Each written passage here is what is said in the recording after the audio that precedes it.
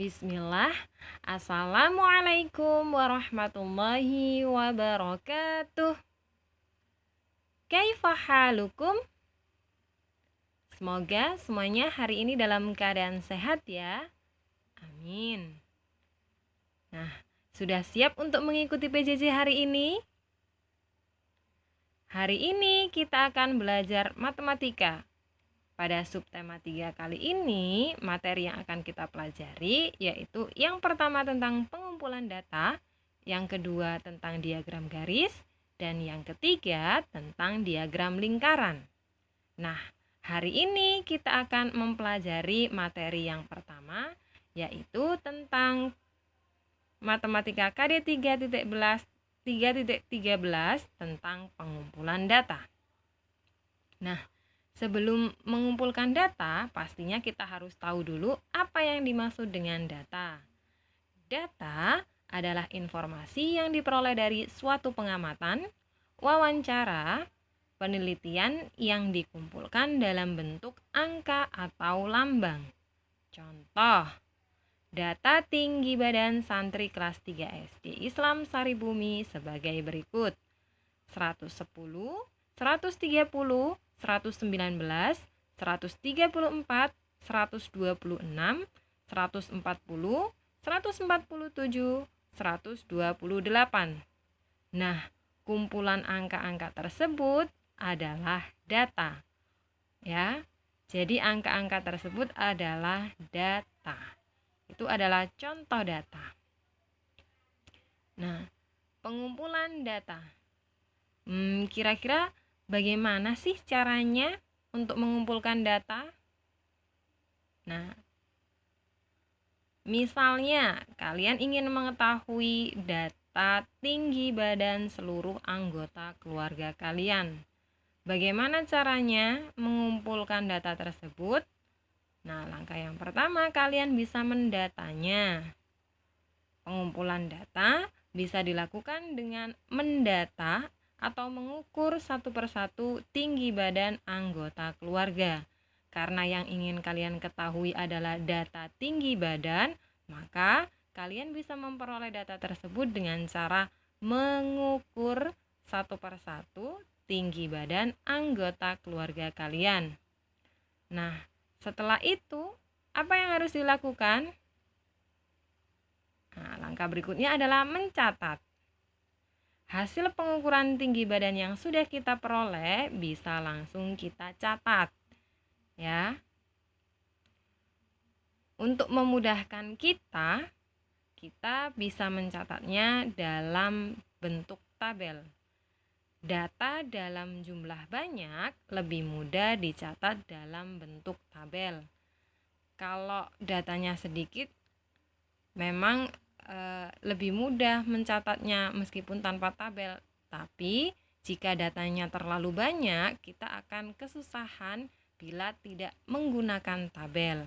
Jadi tabel itu bisa memudahkan kita dalam mencatat sebuah data, apalagi datanya dalam jumlah yang sangat banyak.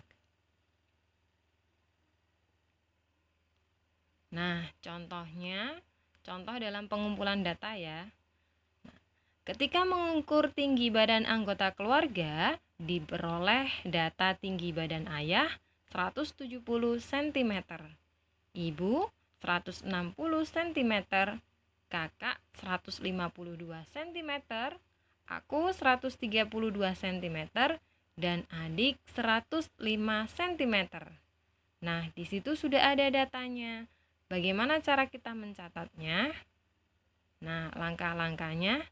Yang pertama, buatlah tabel yang mempunyai 3 kolom. Nah, tabel tinggi badan anggota keluarga. Nah, ini adalah contoh tabelnya. Contoh tabel dengan 3 kolom. Nah, ini kolom yang pertama digunakan untuk kolom nomor. Kemudian kolom yang kedua digunakan untuk mencatat anggota keluarganya. Kemudian kolom yang ketiga atau kolom yang terakhir nanti digunakan untuk mencatat tinggi badannya. Nah, setelah membuat tabel, isilah tabel sesuai dengan data yang kamu peroleh. Nah, data yang kita peroleh tadi, tinggi badan ayah yaitu 170 cm. Maka kita bisa tulis anggota keluarga diisi dengan ayah, kemudian tinggi badannya 170 cm. Kemudian ibu 160 cm bisa kita isikan dalam tabel. Nah, di anggota keluarga ditulis ibu tinggi badannya 160. Kemudian kakak yang tingginya 152 cm kita bisa catat di dalam tabel. Nah, di anggota keluarga kita tulis kakak, kemudian tinggi badannya 152. Aku 132 cm.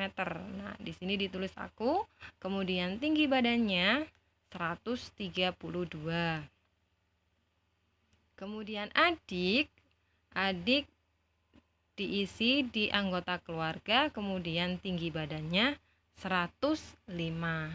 Nah, tinggi badan di situ kita tidak perlu menulis cm. Kenapa? Karena di atas sudah ada keterangannya ya, tinggi badan, kemudian dalam kurung cm. Nah, itu cara pengumpulan data, contoh cara mengumpulkan data ya. Nah, itu tadi materi yang kita pelajari hari ini, yaitu yang pertama tadi adalah tentang data ya. Kita sudah belajar tentang data. Kemudian yang kedua, pengumpulan data. Kemudian yang ketiga tadi, setelah datanya terkumpul, kita bisa mencatatnya dengan membuat tabel. Nah, itu beberapa materi yang kita pelajari hari ini. Kemudian insya Allah untuk materi berikutnya kita akan belajar tentang membaca data, kemudian membaca diagram garis, kemudian membaca diagram lingkaran. Nah, itu tadi sedikit penjelasan dari Ustadzah, semoga bisa bermanfaat. Jazakumullahu khair sudah mendengarkan penjelasan Ustadzah mulai dari awal sampai akhir. Ustadzah akhiri, assalamualaikum warahmatullahi wabarakatuh.